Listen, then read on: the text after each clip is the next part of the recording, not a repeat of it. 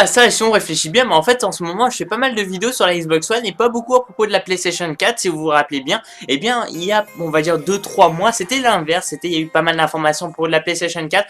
Puis pour l'instant on a eu quand même, on n'a plus grand chose à propos de cette plateforme là. Et donc maintenant c'est plus vers la Xbox One à propos de la manette.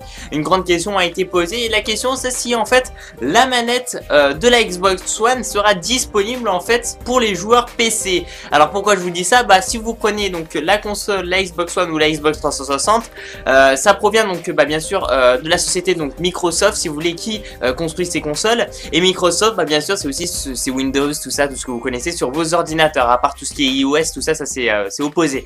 Mais voilà, donc ça c'est une grande question parce que normalement la manette, par exemple il y a la manette de la Xbox 360 que vous pouvez aussi connecter sur votre ordinateur portable. Après je sais pas exactement si c'est par exemple une vraie manette de la Xbox 360 parce que moi j'ai dû acheter par exemple une manette spéciale PC, mais elle ressemblait, enfin ce que je peux aussi connecter à ma Xbox 360, donc ça doit être normalement possible de connecter sa manette d'Xbox 360 sur votre ordinateur portable. Ici c'est une question qui s'est posée à propos de la manette Xbox One pour savoir en fait si ça va être possible, et la réponse il n'y a pas très longtemps.